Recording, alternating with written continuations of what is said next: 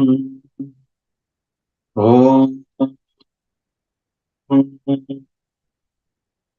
Om Ganaya Ganapati Havaamahe Kavim Kavirāmupamashravastamam Jyeshtarajam Brahmana Brahmanasvata Anasrinvannotibhih Siddhasadhanam Prano Devi Saraswati Vaje Virvajanivati Dhinam Vitriyavatu Ganeshaya Namaha Saraswati Namaha Shri Gurubhyo Namaha Harihi Om Sahana Bhavatu Sahano Bhunaktu Saha Veeram Karavavahe Tejasvi Navaditamastu Ma Vidvishavahe Om Shanti Shanti Shanti.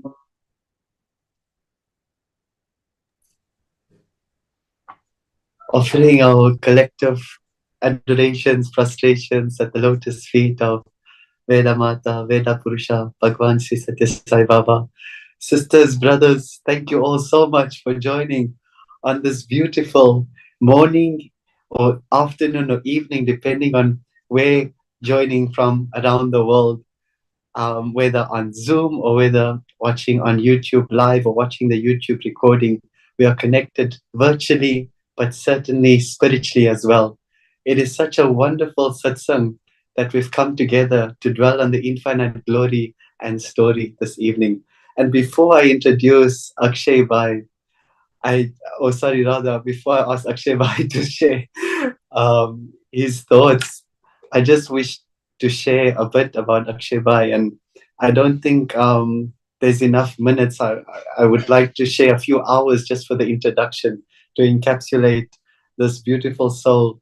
But Akshay Bhai has a very close bond and very close connection to South Africa, along with his wonderful wife, Shruti Ben.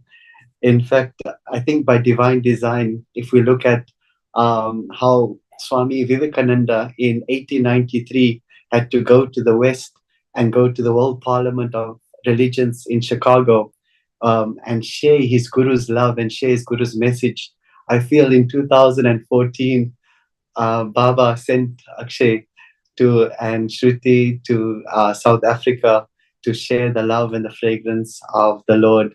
And certainly we're so blessed.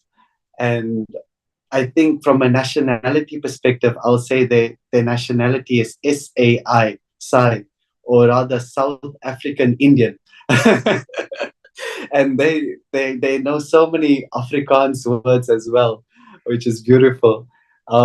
Akshay Bhai is a Sai student, and he received not just the education, but also the educare and the Upanishad to sit near and close to the Guru. And tonight we're going to explore and go through the beautiful portals and the pages from the album of his heart. He was a student in the higher secondary school, and then in the Institute of Higher Learning, received a BCom and a gold medal as well from the divine hands of the Lord. And then in the MBA course as well, he achieved the gold medal, Mind, Body, and Atma. But I would say he's also a PhD, which is pure-hearted devotee. And just as A.B. de Villiers is able to hit a boundary with a cover drive, a pull shot, a reverse sweep, I'll say that Akshay Bhai is an all-rounder. He is a phenomenal actor, a script writer, a director. During his time in South Africa, he also wrote a beautiful play which was offered in Puttaparthi called I Am I. And he has acted in more than 40 drama productions before the physical presence of the Purna Avatar. And along with his wife Shruti. And on that note, if we just look at the divine design and on this Veda Satsang, Akshaya means infinite, and we know the Vedas are infinite, Anantavai Vedaha, and Shruti is Vedas, that which is heard. And look at the beautiful divine connection Swami has certainly arranged. And this beautiful couple shares a lot of holistic living, life coaching to thousands around the world, and they are beautiful instruments. So I won't take too much time. We'll ask Akshay Bhai to share his thoughts on the compassion of the Lord, as that is the beautiful essence of the Kshama Prarthana as well. Anyata Sharanan Nasti, that other than you, Lord, refuge, there is no other. Akshay Bhai, Sai Ram, thank you so much for your time and your love. Sairam Kavir, I don't think I have so much to talk as much as you have described me. It's too much as ever, and nothing's changed. So that's the beauty of knowing you for the last 12 years. So thank you. And what you have been doing from a Veda perspective for South Africa, for the world has been just phenomenal. You are one individual whom, Swami needs to send into our lives to bless us. So thanks a lot for being who you are, and thanks for today. It's just a beautiful evening. Thank you so much. Thank you, Bhai, for your time and your Thank loving words. I know it's 8:30 at the moment in India. That's fine. That's fine. Absolutely. You're Really well set for appreciate it. this.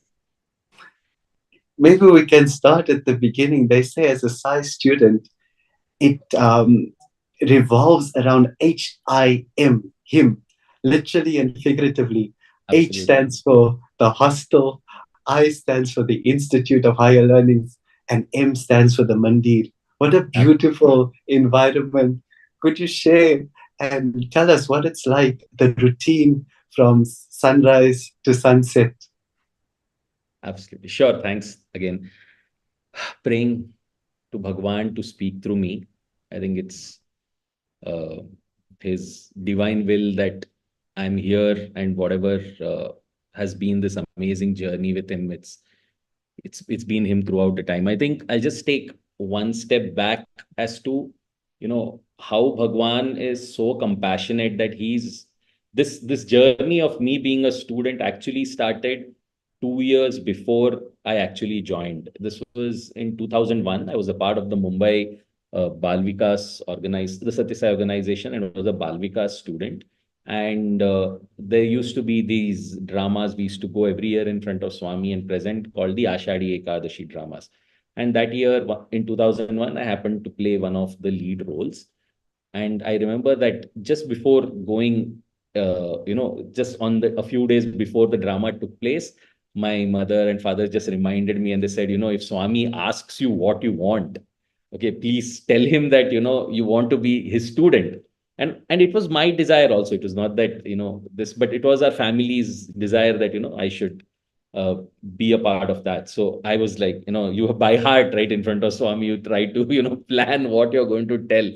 And so that was the plan. So the drama took place, and on that day, Swami just looked like, means in every day Bhagwan looks like, a being celestial beyond. That energy which comes is of another level. But that day it was something even crazier, right? I have never seen Swami look as beautiful as 1st of July 2001. And even today, a lot of the videos which the radio sai or many places play about Swami on the Vithala bhajans are from that day. If you will see it, it's very, very beautiful. And the drama took place, and at the end of it, we were singing Saishwaraya with my 3 times. And by the end, and at the last Saishwaraya with my, Swami's eyes were closed. He's sitting like maybe 5 feet away from you. And he opened his eyes, and you can just see one tear, in Swami's eyes, just there. At that point of time, you're gone. You cannot all the planning, pre-planning, by-hearting dialogues that you're going to ask this to Swami. It's not going to come. You're just receiving. He's just there. He just came, spoke a little bit, but we were just awestruck. And he went inside the interview room. At that point, I realized, oh my God, the one thing that my family had told me to ask, I have forgotten. And uh, and then a little while later, Swami came. And how do you put it? I just tried to say, Swami, I forgot something. And Swami was standing that time on the top of the portico, and I was around 10 feet away. And Swami said, what? And I said, Swami, I want to talk. So normally today as a student, the first thing is Swami is looking at you, you run. But at that time, you don't have that instinct, right? So Swami walked down the 3 steps that time to come. It's like that you take 1 step towards God and he takes 10 towards you. I could literally feel that. And I ran to Swami and I said, Swami, I want to be a student. So Swami said, sure, I'll give. And imagine the human mind, the Lord of the universe, the way the Purusha is himself saying, I'll give you admission. What can a human mind say? Sure, Swami. That is the human mind asking for a double confirmation from the Lord of the universe who has everything. And he's like, sure, sure, I'll give you. And then, the incident happened when later again Swami, just after Aarti, came back again to check. Do you want admission in 11th class or do you want admission in college? And, today sitting back and I think about it, it's like, Bhagwan, what do you do for each of us? We are like minuscule, not even ants in front of, that Sahasra Shirsha Purusha. What are we doing? And then later when I got admission again by Swami's grace, the first, and that was a very interesting year because physically Swami had taken a slight backseat by, there was a thing that Swami had fallen and Swami wasn't able to walk as normal. That was 2000, the year when I joined. And for the first 1 month Swami did not come. Swami was still in Vrindavan and we had joined in Parthi. So that 1 month, it was like the Radha's wait for Krishna, where you are waiting for Krishna to come. And normally he would come within a week or two, but this, because he was recuperating, it took almost 40 days for Bhagwan to arrive. So he came, our semester began on June 1st, he came on July 10th. And by then, you have gone through a trial of fire, every day waiting for that evening darshan, the time when you can actually finally be close to him. And then when he comes, suddenly the entire calendar aligns along with him. And that's the beauty of it. You live your life on a bell. The first bell starts at 5 a.m., the last bell ends at 10 p.m. when you go to sleep. It starts with Suprabhatam, goes to sports. From sports, breakfast. At 8:30, you are in college. 8:30 to 12 college timings you're studying. 12 to 1 is lunch. Again, 1 to 3:30, 4, you are again in school or college. 4 p.m., within 10 minutes, everyone will rush, have a quick cup of tea or coffee, and be ready to run to Mandir. And that's the highlight. 4 p.m. to 6:30 p.m. and Bhagwan will come, walk around you. For once, it's one of those temples, as we say, the M of the Mandir is where, the devotee sits and the Lord takes pradakshinas around you, which is again unthinkable, right? And then 6:30, you come back, there's dinner, and then 2 hours of studies, 10 p.m. lights off. And life goes on like that for 300 days. And in the middle of this kind of a schedule, you have to squeeze a sports meet, you have to squeeze drama practices, you have to squeeze elocutions, Swami asking you to speak, and everything else. So it's just beautiful. But what I think the beauty of the Satyasai system uh, is that, it's trying to make you something called an integrated individual, right? And today itself, there is this very beautiful book called The Message of the Upanishads. It's a book which I have been reading for some time. And there was a piece in that, that they were asking, what is the unit of human bliss? And that's when, Kabir, your question becomes, Upanishad says, Saisha Nandasya Mimamsa Bhavati. Now let's begin an investigation into the nature of what is a happy human being. What is a happy human being? And the Vedas, the Upanishads, the time immemorial document, we can say, which is, we don't know how many years old, says it's a youth who has 7 aspects. They say, Yuva syat sadhu yuva dhyayakaha, ashishto dridishto balishtaha, tasyayam prithvi sarva vittasya purnasyat, sa eko manushya anandaha. A youth who has 7 aspects. The 7 ones, and I'm just reading it just so that I keep it absolutely correct. Who feels young, having the zest of being young. The second, who has good conduct. The third, who is educated and intelligent as a side effect of that. The fourth being a person who has hope and aspiration every day in his life to look forward to something. The fifth being having discipline, firmness of mind. The sixth being physical health. And the last one being having actual wealth, like, being prosperous as a human being. These seven aspects, and I'll be happy to share it with you later. You can share it to the wider group. These seven aspects determine what a unit of bliss is, what a human being of bliss is. And the Satyasai system of education is absolutely this. It teaches every youth to be this, to have these seven aspects in his life. So that is what this entire zone is about. Sorry if I spoke too long, but No, that's so beautiful. Is that from the Brahmanandavali part of it's from Taittiriya the Upanishad? Taittiriya Upanishad. Yes, it will be from. Yes. And it just so beautiful how you explain the routine of the day. And it just shows that there's not just academics, not just bhajans, not just Vedas, not just yoga, but everything integrated. And on top of that, you're rehearsing for dramas, you're rehearsing for sports meet or a musical offering. And I'm sure, like Swami says, head in the forest, hands in society. You're being carved and chiseled like Michelangelo will do from a Oh, yeah. beautiful piece of marble. And within that, as Swami would refer to the students and devotees as Bangaru, the gold is being Oh, churned yes. and turned. And I'm sure there's a lot of adjustments and adaptations along the way, but befitting for a gurukula as you go out into the world, you're spreading this beautiful teachings. And speaking of teachings, we often read on the internet and various other places where they refer to the Vedas and Upanishads as being ancient. They even say the ancient seers. But as we know, in 1978, very recently, Gandikota Subramaniam Shastri Garu, he received this thunderbolt of the Sai Gayatri mantra, Sai Ishvarai Vidmaye. So it means to say that the Vedas are all around us all the time and still in the environment. Absolutely. Should we say rather, are the Vedas still relevant in this current time, this modern time that we all are living in? And how do we apply these teachings?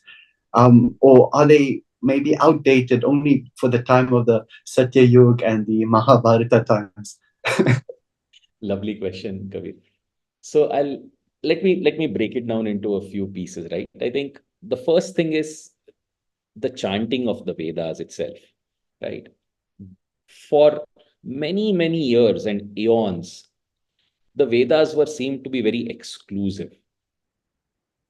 Yeah. They were supposed like you can only this kind of people in this kind of a location with this kind of birth, gender, place. Vedas had a certain, that was what had got passed down for whichever reason it had come down in that fashion. And then in 2000, and then, but Swami from, I think I was listening to Vednarayan sir from Parthi speak. He said that Swami started this through Sri Kamavadani Garu, started teaching Vedas to the students from the early 80s. But in 2003, he just opened it up for everyone. And it just changed the entire game once and for all. And I have been, and we have been speaking to so many people who cannot even, means many people, most people can't even read the Sanskrit script, right? But after a few times when you teach, the intonations just come. Where is it coming from? Right? How is it that our tongues are able to speak the most, how do you call it, difficult language, but at the same time, a language which Google is using in many ways to even fund fuel their AIs, right? So uh, I would put it this way, that the Vedas give a feeling of deja vu. I would almost call it a Veda vu. You feel it's never new. You always feel you have learned it somewhere. It's always been there, right? That's first thing, that Vedas are eternal. They are a part of our human, what do you call it? intellect, it is there somewhere. It's just about bringing it out. That's step number one.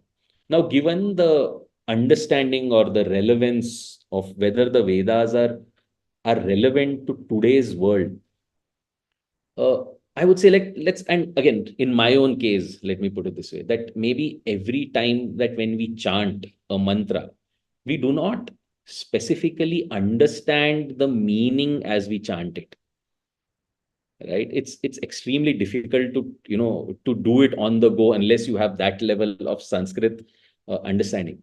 But the kind of impact that it has in a simple thing in our house, when you start the namakam early in the morning, the way it changes the energy of the space, right, is completely that. And to actually put it this way, why would Swami push that so hard?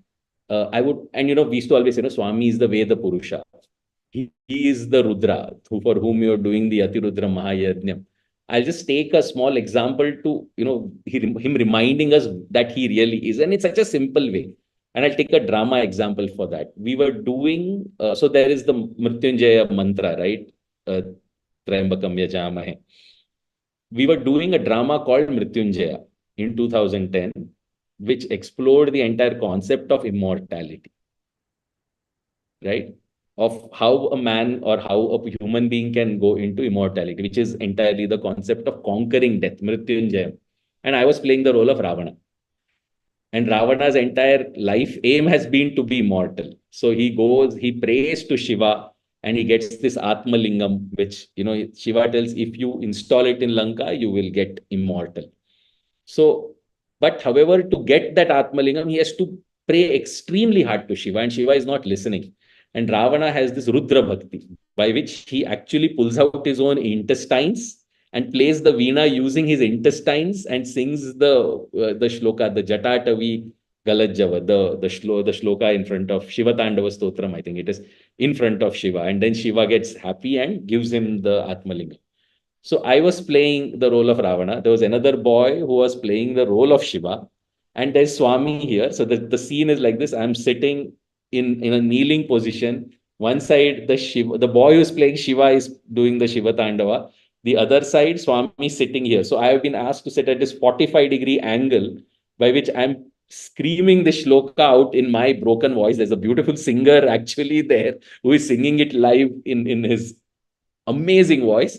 But I'm just, I had to by heart it because that's to come out of me. So I'm screaming it out. So I should be able to look at both the Shivas at the same time, right?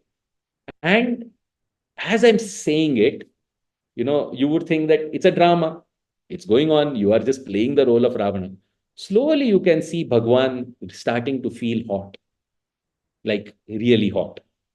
And at the end, by the end of the stotram, people have put 2 more coolers around Swami because he was perspiring that much. If there is no other simple answer, that is Rudra himself. Okay. If there's no. Wow. Beautifully said. Beautifully said. And just to share with the sisters and brothers listening, I think you've played almost every villain role. Villain in front of Hiranyakashipu, Ravana, Dhritarashtra, Duryodhana. And it's a beautiful also just to play the role correctly as you've shared. There's the backstory to how the villains also came down on earth with Jaya and Vijaya. If you could touch on that very briefly, because it just ties a link to say that if you play the role correctly on life to glorify the Lord as well, it is so magnificent. Absolutely. So I think the story goes back to a point where in Vaikuntha, which is where Vishnu is, I think the Saptarishis or the 7 holy sages want to go and visit Vishnu. But Vishnu has told his 2 guards, Jaya and Vijaya, not to let anyone in, whatever happens. Right? So they just prevent the 7 sages, saying, sorry, boss has told no entry. Sorry, apologies. So they're like, whom you're preventing? He says, I know, but boss is boss. I can't let you in, right? In that anger, the sages curse them, saying, you will be born as demons on this earth, right? And because you have prevented us. And at that point of time, Vishnu comes out and says, hey, hey, hey, what's wrong? What happened here? So the guards say, sorry, sir, we have been cursed to go down on earth and serve as demons. So he's like, oops, okay, what happened here? And then, diffuses the situation. The sages leave, and then Vishnu says, you will play such an instrumental role in my establishment of dharma, because don't worry, every time you go down as a demon, I will come down as an avatar and liberate you each and every time. Okay, and then the world will remember me also because of you, because you will be that great that I have to be even greater to beat you. And so these two, they come down first time as Hiranyakashipu and Hiranyaksha, for which the Varaha avatar and the Narasimha avatar comes. The next time they come as Ravana and Kumbhakarna, for which Rama comes with Lakshmana. And then in the last, they come as Shishupala and Dantavakra in Krishna's time, so which Krishna comes and again kills them. And three times, they have made the Lord legendary. So it's a very beautiful way. And for me, I remember doing. So I was playing the role of Hiranyakashipu. Once I had played it in my undergraduation in front of Swami, and then again in post graduation in the most beautiful drama of the year, which is the convocation drama, which happens on a day before Swami's birthday. Uh, the leaders of the drama, the writers, they said, you again play Hiranyakashipu.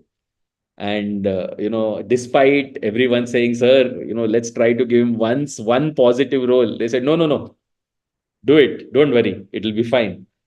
And funnily, during the and Swami would come and visit and see the practices at that time, not just the final drama. So for the first practice, he comes and the drama takes place, and Swami says, this was beautiful, that was beautiful, this was nice. And I'm literally the only negative character in the entire drama. Everyone else is positive, good people. There's Prahlada, there's Krishna, there are the Gopikas, there's Narada, there are social characters who are all embodiments of dharma, and I'm this one guy who's really a pain. And Swami says, this one was great, that one was amazing, music is great, everything. And then, you're just waiting for Swami's one word called Kani. Kani means but.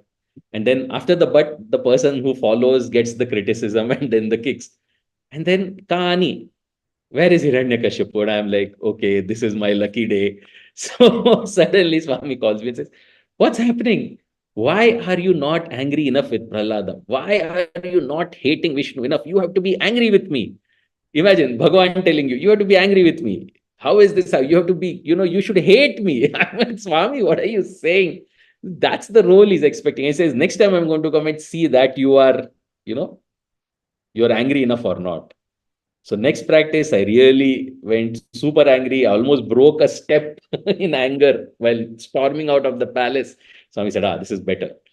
And then on the last day, just before the drama, Swami is looking at me and said, Hiranyakashipu, it's your drama. Now I remember what drama it is. So, he realizes that still that Jaya Vijaya connection was there somehow. So you should be ready to play the role that, the Lord wants you to play in very simple terms. Everyone is not allowed to be kind in this world. But they say that even though you're on the side of the angels, it doesn't mean you need to look like one among them. Beautifully said. And you've touched on something so wonderful, that the Lord has to incarnate at times. And a lot of the times with Hiranyakashipu, when he came as Narasimha, or he came as the Vamanavatar, Varaha, it was for a very specific role. Mission Impossible. This is your this is your task assignment, and once you complete, you go. But then sometimes a Purna avatar has to come because there's a lot on his plate or her plate to do. And at the beginning, you touched on something so wonderful, where previously the Vedas Upanishads was geographically placed, maybe caste-based, very exclusive, gender-based. And just like Uber, we can say disrupted transportation industry, Airbnb disrupted hospitality. Bhagwan Sri Satya Sai Baba, we can say, is absolutely disrupted and shattered the Vedas, to make it from a balloon and pop it and say in 2006 and prior, Vedas are for all religions, all castes, all creeds, all Totally. genders, nationalities, and um, so beautiful that all cultures are chanting the Vedas, and especially in South Africa, where we have a rainbow Oh, yes. nation, a wonderful spectrum. Um, Beautiful. and just to share, sisters and brothers, while Akshay Bhai and Shruti Ben were here, we would have classes on a Monday evening with them on the Vedas, and also with it was so beautiful, Kailicha chanting the Vedas as well, the children from Kailicha.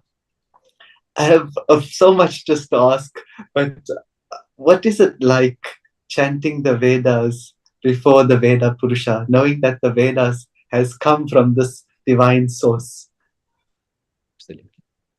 I think, Kabir, what happens is you really, uh, Swami is such a, you know, such a master of Maya, let me put it that way, that he really doesn't let you understand who he is and what you're chanting in front of who, right? You need to have experiences like the one which I had about the Rudra, but it's still, he's such a master that the next day you'll not remember that, and you just go back to saying, okay, I feel like chanting the Namakam in the middle, suddenly, okay, I'll start chanting.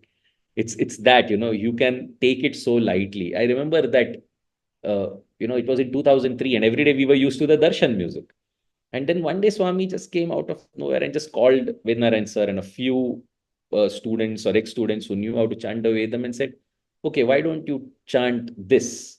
And I think they started chanting Gananam Toa. Then he said, okay, chant a little more. They chanted Durga Suktam. Those are the basic two, three most people knew. And then said, continue, Hamini no Namakam. And then the primary school kids, they knew the first Anuvaka of the Namakam or second Arika. I just remember. And I was just dazzled. I said, wow, this is like wizardry, right? This is like in Hogwarts, like the first year guy who doesn't know how to shake his wand, and then you got his masters, and then you got the Lord. And wow, you need to learn this. And so from the next day, Vedam classes began in full earnest. And then slowly Darshan music stopped and Vedas became the entry point of Swami. So, you could see that transition, and everyone wanted to jump into the boat at that point of time, but you really did not know what was happening. And I could first time really understand the power of, Swami as the Veda Purusha is during the Veda Purusha Jnana Yajna, which happens in Dasera, where the set of priests who come were some of the greatest in India and albeit the world, for 7 days, when Swami comes and sits in their midst, the kind of respect, the kind of energy that he summons, and he stands in front of the Purnahuti, like, as that master, and from his hands, the Navratnas just flow. That is the point you realize, wow, this is him. He's something else. Others on a daily basis, very smart at, covering it up and just saying, I'm like, you are my property, I'm your mom, come, let's have a good time. But he needs, when he amps it up, then you realize, oops, okay, let's not take this for granted. So it's an unearthly experience on those days, yes. Wow, thank you. Goosebumps, and Absolutely. thank It's you. me as well. It's And touching on the beautiful special occasions when Swami celebrated 83rd birthday, it was very auspicious in 2008 because they say that a thousand full moons, yes. Sahasra Darshana, Sahasra Sahasrapurna Chandra Darshana Mahotsavam. And for that very occasion, you had a very beautiful experience linking to the Vedas. Uh, Yes. please, could you share So, okay. So this one is purely Swami, right? This was like a aggressive recruitment plan which Swami had plotted for me. So what happens with a student is, when you're doing so many different things, you're doing what do you call it? Drama, you're doing elocution, you're doing sports. Every student has to do one team sport, one individual sport, one cultural activity individual, one cultural activity team, and academics. And you also have a self-reliance hostel duty, means the hostel's work is split into parts, departments, and students take care of them. So the repairs, the audio visuals, the medicine, everything is split and students take care of it. So you also have one more department as well. So all this is every day, almost, right? And Vedam is supposed to be as a part of it. But Vedam, at that point of time, I was not actively, in the Vedam group at that point of time. I was more so spending time doing dramas, and each drama would be like a month-long activity. So very, very difficult. But I would somehow, Swami's grace, I have never learned the Vedas with a book. I have only heard it as it they kept chanting it. I'm chanting. I don't know what I'm chanting after some time, because we had spent 3 years in Brindavan, right? And come back to Parthi. And Brindavan did not have everyday Vedam having like a darshan type, because we were learning it. But by then Parthi from 2005 to 8 had gone to another dimension in Vedam. So it was just sitting and learning. And by then the Brahmanandavalli, Anandavalli, Suryopanishad, everything had come in, Shri Suktam. We were learning, but it was like you just are every day just listening and chanting, but you don't know after a while what you're chanting. And they said that there's this Sahasra Chandra Darshanam. Everyone has to get well versed with the Namakam. Swami has said every student must know the Namakam end to end. So every day after darshan, in the middle of all this, half an hour of classes in each room, hostel room. Each hostel room has 12 students. There was one Vedam student expert who was assigned to each room to teach everyone the Namakam. So we used to repeat after that person, repeat after that person. It's like that. And that also, half the days you would end up missing because you're either in drama practice or you're doing something else. So it was like haphazard. And then they said there's going to be a test, a rigorous test, to choose a small set of students who will sit on the stage while Swami and all the leaders of different religions, and especially the Shankaracharya and all, will be attending this. So this will happen in the stadium, on the stage. A separate special stage will be built, and a handful of students will be picked who will sit next to Swami and chant the Veda. So I realized, bro, know your place. there are like gods of, by then there was a Vedam group was a strong 80 to 100 people. And I think there were only some 30 to 35 or 40, 50 students who were to be selected. So, what chance do you stand? It's okay.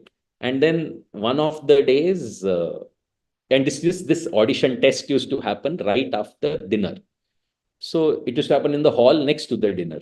So students were just going and coming out, and like, yeah, it's tough, man, and all. So one day I said, what's there to lose? I'll just go in. So just walked in. And the test is like this. So the Namakam, there's a teacher, and there are two Vedam students there. And then one of the Vedam students is just thinking. Suddenly he'll start. Okay, you have to chant from wherever I leave it. We said, okay. So suddenly he'll say, Drape. And so you have to start. Antasaspada edari dranelo you have to start.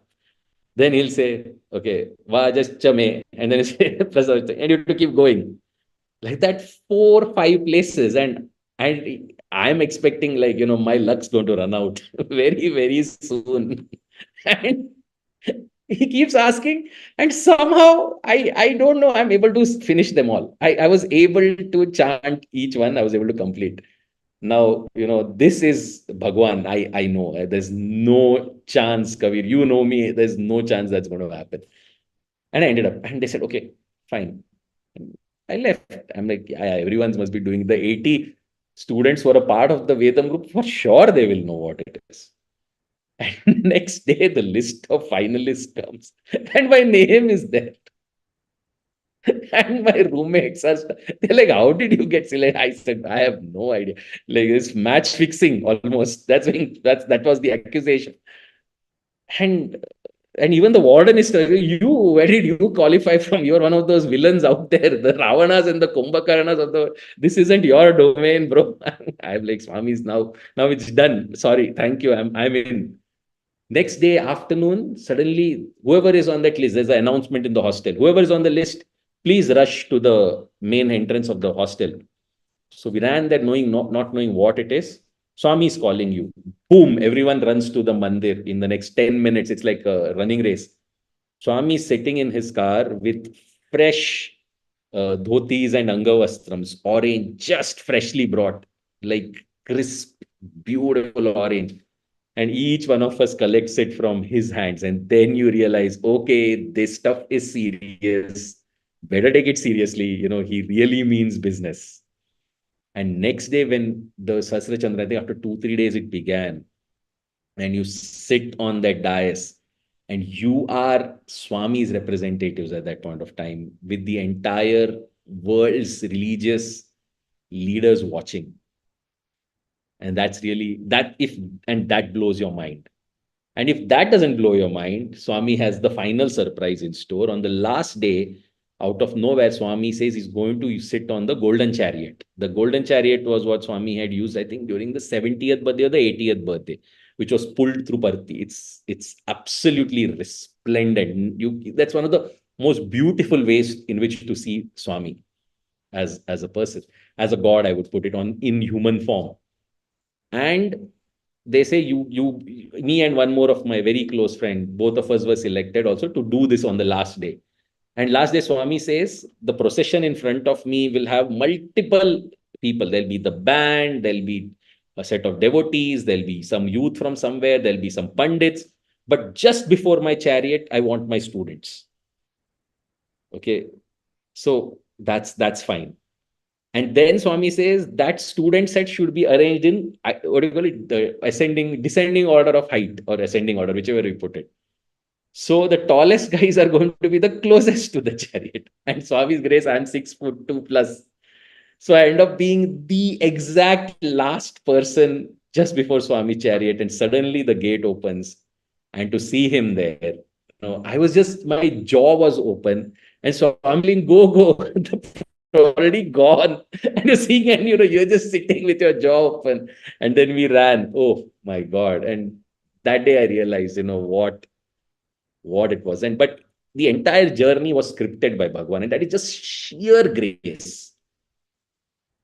Because I know how much effort I put, and it was nothing compared to what so many others had put. Beautiful. What a beautiful experience. I don't think I can put into words just the Lord's compassion, and you've touched on the theme so beautifully. And also just coming back to Swami and the Vedas, how Baba has always wanted us also to have a vision of expansiveness, caste of humanity, language of the heart, religion of love, omnipresence of the divine. And in 2003, how Bhagwan, the Swasti Vachika, Loka Samasta, said, not just this world, may pray for all the world. Samasta Loka Sukhino Bhavantu. And but it feels now with the Vedas, can we still experience what you've experienced in the physical presence when you are chanting the Veda verses nowadays, post the Mahasamadhi? Can you still feel that strong vibration and fragrance of when you were next to that chariot, that Sanatana Sarthi, who is now from Yajur Mandir to the Hridaya Mandir? Absolutely. You stole my last sentence. So it's the Yajur Mandir to the Hridaya Mandir. Kavir, let me put it again through a small story, which I recently, very, very recently heard. That what do we understand as, Bhagwan when we are looking at it? I'll just come with a little bit of a circular reference to it, but let me plot it in that way.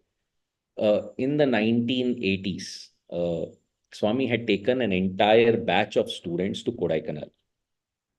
Okay. In that entire batch, there were around 35, 40 students. 25 plus were singers.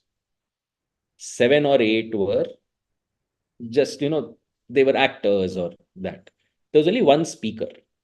Only one boy could speaks that way, right? So in that set of 40, so the 40 boys had gone there. One day, Swami is sitting in Kodai, and then a very senior devotee who is an expert in India in the nuclear defense program comes. And Swami says, these are my boys.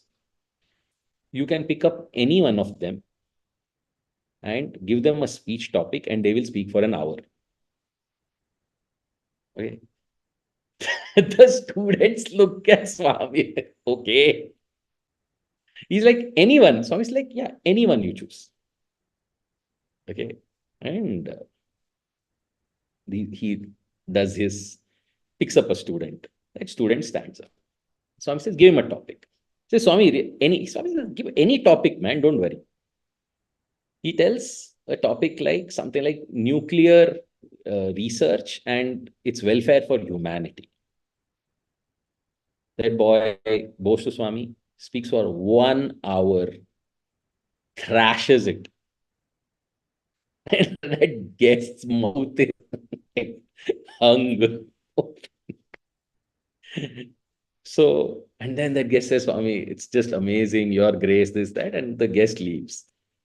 Now, Swami looks at all the students and says, don't you have that much faith that when he's selecting, do you think he's selecting? Right? It's me. I'm speaking through him. I'm selecting the person. And he selected that one boy who knows how to speak. Right? Out of that batch, that one boy who could speak, Swami selected him. That man selected him. And that boy's PhD thesis was on nuclear research. Okay. And Swami say, do you think you are the one? It's me. It's me all the way. Right? I think when we chant, when Shruti and I, when the Vedas are going on in the morning in the house, for quite a few days, we just played.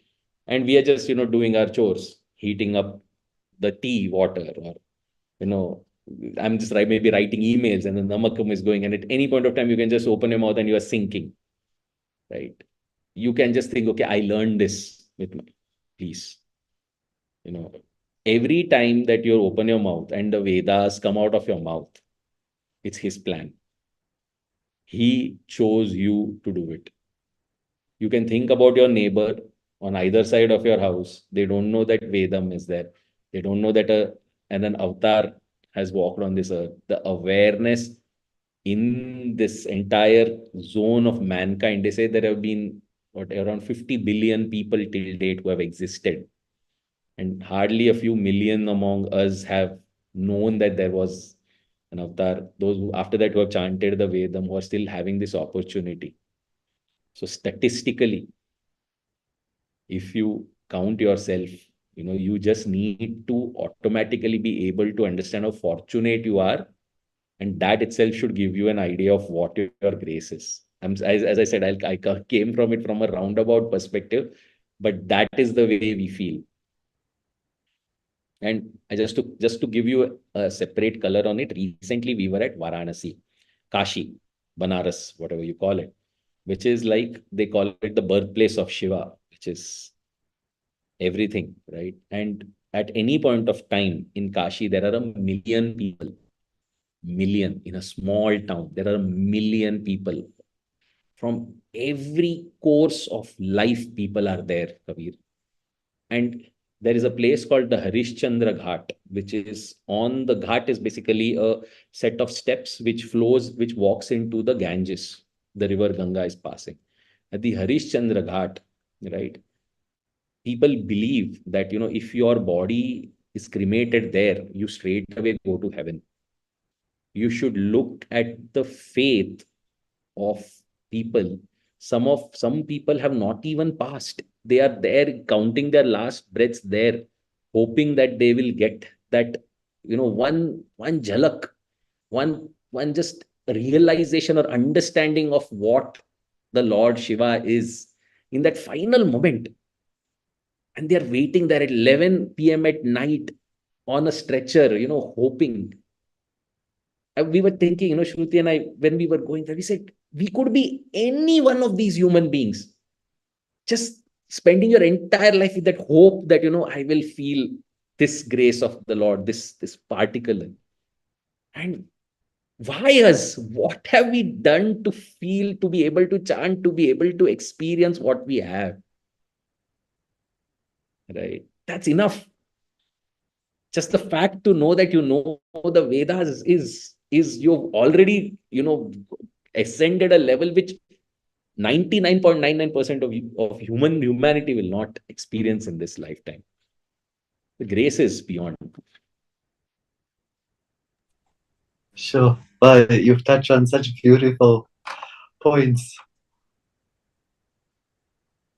How blessed we are as well to be born as Adi Shankaracharya says, to be born as human being, to have that yearning to merge in the ocean.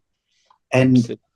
when the Veda source, the Veda Purusha, Veda Mata has incarnated on love on 2 feet on this earth and made Vedas available, accessible, understandable for all. If you type into Google Acharya now, Google Veda tutorials, there's just so much from Bhagwan students, devotees around the world that have made tutorials available to learn, to yearn, to churn this ocean of the Vedas. And just like Sage Agastya, who drank the entire ocean, we need not drink the whole Veda ocean, but just one drop can give us the essence of it. And you've touched on just the faith aspect of Varanasi and the faith that if you just take one drop, one line, one syllable of the Veda, Baba says, is a roadhouse to the, it's like a lighthouse to the self-realization. And you have faith in it, it will merge. And the sisters and brothers who have joined on the Zoom and on YouTube have a sincere yearning of learning the Vedas, and just want to commend them all, because each day a lot of them are also waking up, starting the day with the Vedas. Wow. So they are starting the day, and then they might be going to work and have maybe other duties to do, and they're integrating these positive vibrations and spreading the positive vibrations too. But I want to pull you back into your student days, because there's just so much to share. And touching on the compassion aspect of the Lord as well, I would love for you to share two stories. One is personal, and one is upon a fellow colleague. The first one about, and it both displays the compassion, the love of the Lord.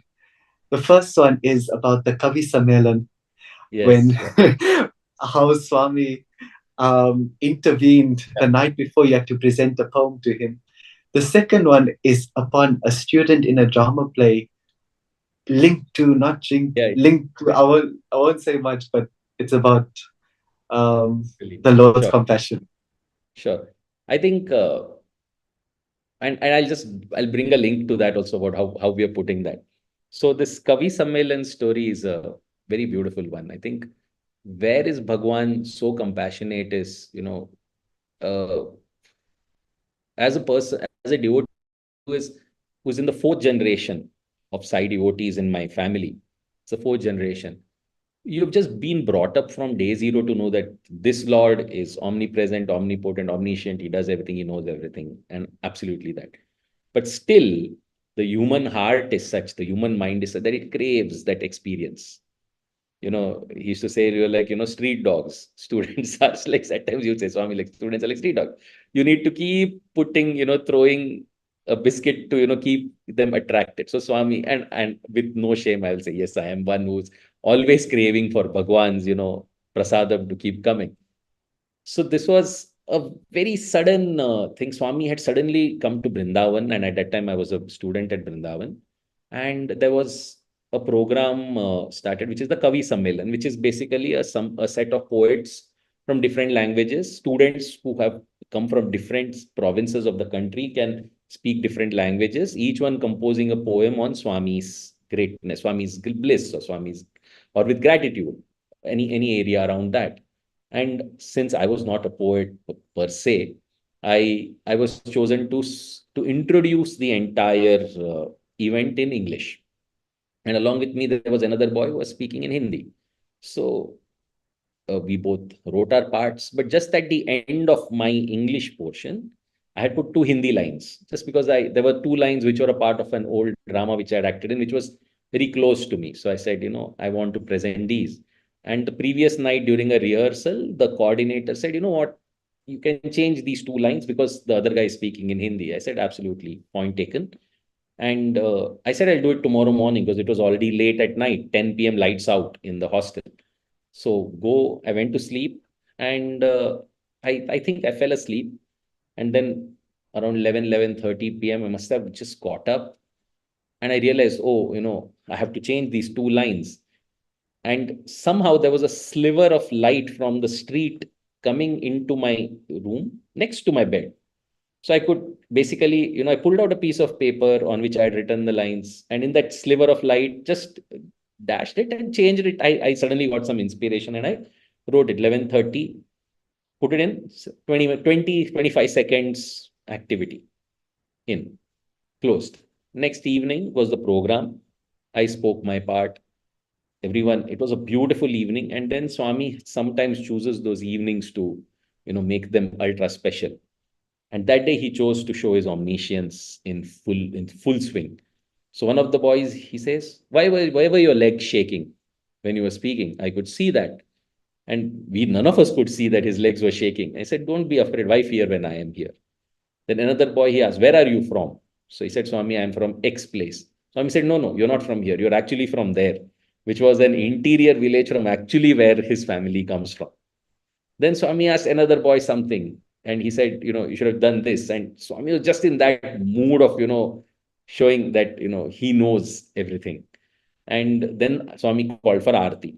He just told me well spoken and very simple thing.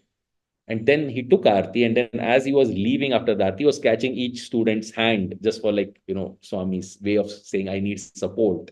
That's also another Maya. So he's catching each student's hand, just a way to give us a chance. And then he catches my hand, comes close to my ear and says, in the night, in that light, you changed those two lines. I know it. And he went. 20 seconds. He just wants to say, I'm there. Right? Just that is the compassion of the Lord. He's saying, you love me, I know, but still here, take, enjoy. This is one more for you. But use it. Means we have the option to remember that he's always watching us in every moment. And literally every moment. So like 20 seconds. Who could have seen? My entire room was fast asleep. Physically impossible. Incredible. So, A few seconds, but a timeless memory yes, of the heart. absolutely. Because it was and Swami spoke it in Hindi. And everyone around was surprised, saying, रात को light में दो line change करता है. It's very different. It's not the way Swami even normally speaks, but just his way to make it a one-to-one moment. Because everyone spooped in after saying, bro, what did Swami talk to you? And I said, it's just mind-blowing. So, yeah, that was. Absolutely beautiful. And again, the same thing, no? He's that Sahasra Shirsha Purusha, seeing everything, knowing everything. So Kabir, the one which you were telling me, right? And there's another story which I just came to know 2 days ago. So I'll just take it's just a minute long story, but I'll tell that as well. But this is the one that you were saying. There was a drama which there used to be at that point of time. Swami used to ask for a drama every day from the students, every day. It's physically impossible to do a drama every day. And there used to be exams in the middle of that. People were writing their final exams. The vice chancellor, the teachers are telling Swami, there are exams. Swami, please pray for the students. We're praying that the students do well. Swami said, yeah, students will do well, but prepare a drama for tomorrow again. And teachers are breaking their heads. Sai Ram, what is going to happen to the students? They're going to fail. So the students will get up at 5 in the morning till 7, write the script of the drama, then go have breakfast, write the exam till 12 p.m. Between 12 and 3, each scene will just practice independently with only one person knowing the order of the scenes. And then the final practice happens in front of Swami as the final rehearsal, as the final drama, because nobody knows what's the other scene. Imagine every day to do a drama. So that's the kind of dramas that are happening. And recruitment is full on. Can you act? Have you acted? No, I don't know. Okay. Can you speak at least one sentence in in some language. Okay, yes, okay, so you are recruited. So that was the speed at which recruitment was taking place, right? So one boy who had never acted before, he was given the role of Parikshit. Parikshit is the grandson of Arjuna, and there is a scene where Parikshit is super thirsty and he goes to a sage to ask for water. And because the sage does not respond to him, in anger, Parikshit puts a dead snake around the sage's neck. Then he gets cursed, and then there's a story. That was all the scene was. It's literally a 20-second, 30-second scene. The boy says, water, water, I'm feeling so thirsty. Oh, sage, can you help me? Can you please help me? Can you give me some water? No. Oh, here you go. Boom. Next. Scene over. It's a scene. Now, this boy has never acted much, doesn't know much about acting, very little. And he goes and does the scene. And for us, the onlookers, it's like, yeah, great. Okay, we were seeing a drama every day. So after a while, it's like, yeah, okay, it's great. Swami calls this Parikshit, speaks to him so sweetly, materializes a ring and puts it in his finger. And for the onlooker like me, I'm like, okay, that was cool. Okay, that's great, amazing. The next day, you come to know that this boy, because he was so sincere that he wanted to act thirsty, he hadn't drunk water for an entire day. So when he came on stage to show that he's thirsty, he was dead. He was actually parched. He was dehydrated. And it was not acting. It was really him feeling it. And the only person who knew it was Bhagavan. At that point of time, Kabir, the acting does not even matter, right? The acting just falls away.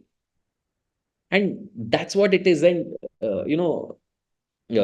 that's exactly what even Vedas are, right? At one point of time, that when you're doing it with that heart, to just please Swami, and just not even please Swami, transform yourself. I don't think you don't even need to please Swami. The Kshama Prarthana is just ingrained that, I'm not saying it doesn't matter what you're chanting. Yes, you have to go through the practice, but the intention precedes the action by a million times. I remember this small incident, which just recently I came to know, and sorry if I'm extending, Kavi. We had done, so when you were talking about Swami taking us through the grind, the Bangarucha and the going through the heat, right? Dramas are the perfect way where Swami can squeeze, really squeeze. So Ratan Tata sir had planned to come to Parthi, but it was a very low kept secret. Nobody was being told that. And everyone is expecting that some program has to happen since he's coming. But the thing is, the convocation drama had just gotten done on 23rd November. We were in our second year post-graduation. So everyone's completing their dissertation, thesis, projects, which have to be submitted as a part of your final submission, which is on December 5th. So everyone's busy doing that. It's all lagging since we have done the drama. Everyone's furiously working. And on November 27th or 28th, 3 days after birthday, suddenly there is a call saying, next 10 actors, please get out from your projects. That's an urgent call. What is it? On December 3rd, there's a program. Okay, you have to make a drama ready. What is the date? November 28th. There's not even a 31st in November. Right? There's like, you have, we call it, we famously call it the 72-hour drama. We produced, wrote, acted, directed, and did recording of a drama in 72 hours. 72. It was unbelievable. With Swami coming in those 72 hours, seeing the practice, giving a name to the drama, okay, changing the location of the drama with 12 hours to go. Everything, one chaotic time. It's the craziest 72 hours of our lives, right? And Swami was coming to see the practice of the program. And just before leaving the mandir to see the practice, one of the devotees from one of the states came and said, Swami, where are you going to see this some program? Our students from this place have practiced a drama for 1 month. Please see this practice. And Swami looks at him sharply and says, my students haven't eaten food or drunk or slept for the last 72 hours. Do you know how much they love me? And he went. And only Swami knew that we had absolutely maxed out the last 72 hours, just preparing it. And it was the worst rehearsal I have ever done in front of Swami Kabir. Absolutely pathetic in terms of performance. Imagine record at 8 a.m. in the morning, and at 12 p.m. in the afternoon, the Lord of the universe wants to come and see your show. What is going to happen? You're not even synced. Your dialogues, you understand? It's at the dialogue is somewhere, you are somewhere, your hands are playing, you don't know when the scene starts, when the scene ends. And Swami is weeping, looking at his thing, so beautiful. He's reliving the real scene. The actual scene which happened, he's reliving, not what we are acting. I knew that day. But what matters is the intention at that point of time. That's what it is. Gosh, what a beautiful, beautiful chapter from those golden days. Absolutely. The Lord truly looks at the heart. Absolutely. Just as that boy, we talk about Bhagwan's massive water projects, but look at this water project, the heart of that boy pining for that Lord, having that Krishna for Krishna, being in a hurry for Hari, and how Swami just knew he had not taken water, and that sacrifice, as it says in the Vedas, that only through sacrifice is the immortality attained, na karmana na prajaya. And absolutely beautiful. We currently in the time of the Paris Olympics as well. And it's so important as well when we look at the athletes, they are training 4 years, and then for those few seconds of long jump, high jump, javelin, we only see, as spectators, we only see those 10 seconds of that 100-meter or that relay or that shot put, but we don't see the effort and the sacrifices that have gone just for that moment that is so short-lived. And in a way, that's a nice analogy for spirituality as well. What do you feel in today's times we can do in our lives, just day to day, to connect to that Veda Purusha, that Lord of the universe, and in our own way, feel that energy and that vibration? Because we are living in a time where so much is happening. There's social media, there's artificial intelligence, there's so much distractions. But how do we stay constantly connected from in not just Wi-Fi, but connected to the sci-fi, not just internet, but we need to surf the internet? I think let me take this through, a very beautiful sentence which Rohit Sharma said, who was India's cricket captain, when he lifted the World Cup this time. And you know how we lifted it. Sorry to South Africa, but when India lifted it, and with 28 runs to win of 30 balls, I think nobody, not even he, knew what was going to happen, and he won it. And at the end of the day, when he or Kohli and who have been these backbone of the cricketing team for the last 15 years plus, both of them said only one thing. Kohli said, today I realize what the grace of God is. That was Kohli's statement. Rohit Sharma said, I think they said good things happen to good people. So maybe I've done something good in my life, that this has happened to me today, right? After what happened with them in India in the World Cup final, in the ODI World Cup final 6 months ago, the evolution which happened beyond that was they realized physically there is only X level to which you can reach. And then there's divine grace which takes you across the line. And you could see that in their statements, right? You can see all the top players, all these, athletes who are at the very, very top, they've realized that, human effort has only X amount to play. You have to do your duty to the absolute max and then let divinity take over. My view in the current scenario, because again, Shruti and I do a lot of coaching. We are life coaches. So we work with people day in, day out. And it's very difficult in a time where some things take a very long time in today's time. And other things, the choices, the algorithms of sweeping are less than 5 seconds per screen. Right. So in a time, in a place where time and place and everything are crunched, but also far away. Humanity is more alone than ever and closer than ever. Right? It's become a very confusing time for people to understand action and reaction. It's become very, very difficult. A post from 10 years ago can come and hit you.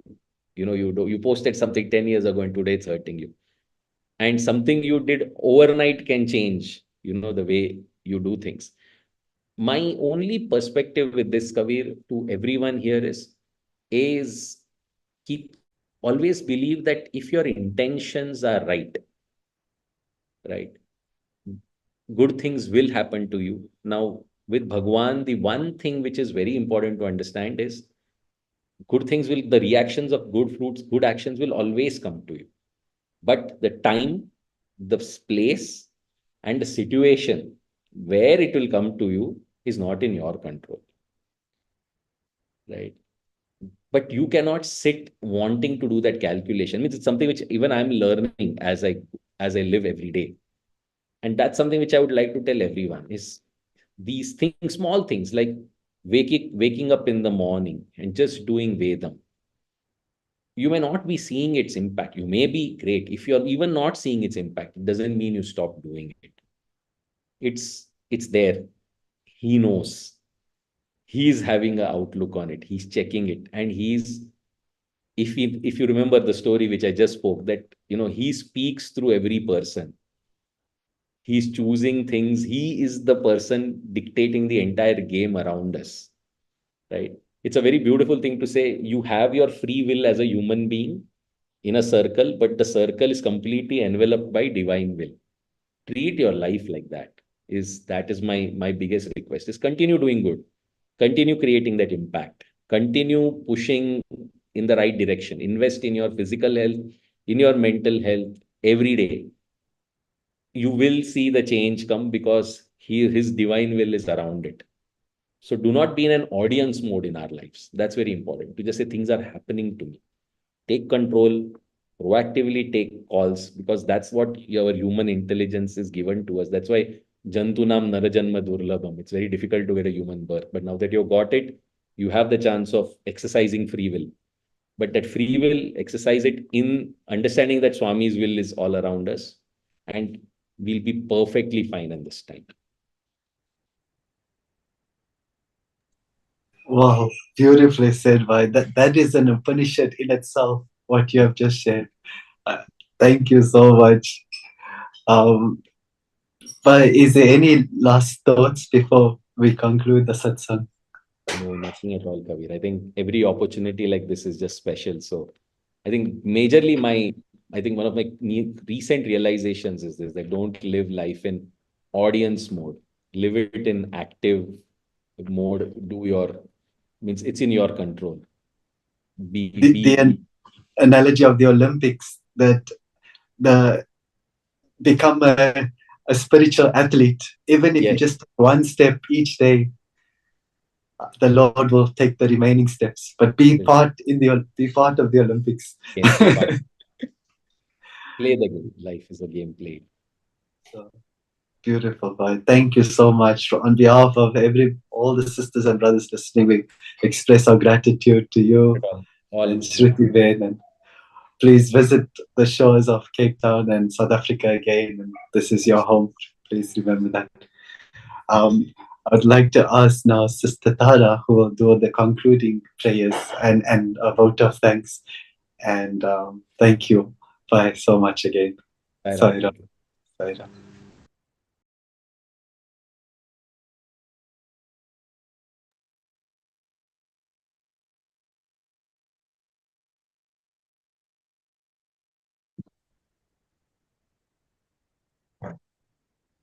My humble pranams at the divine lotus feet of our dearest, all merciful and compassionate Swami. Om Sai Ram, warm and loving greetings to all. Our heartfelt gratitude to our dearest Swami for making this evening satsang and togetherness possible.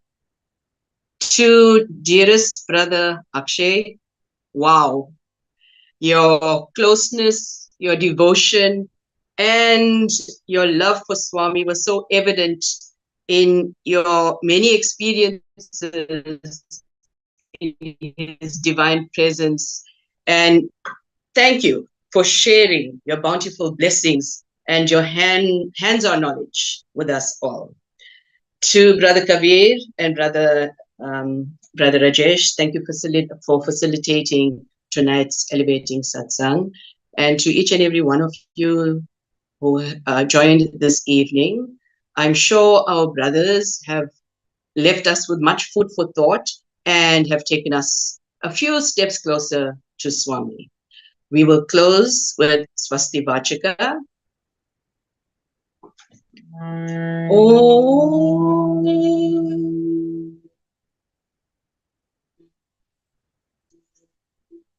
Swasti Prajabhyah Paripalayanthan Nyayena Margena Mahim Mahishaha Go Brahmanebhyah Shubhamastu Nityam Samasta Lokaha Sukhino Bhavantu Samasta Lokaha Sukhino Bhavantu Samasta Lokaha Sukhino Bhavantu.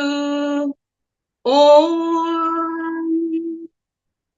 Shanti Shanti. जय बोलो भगवान श्री सत्य साई बाबा जी की जय।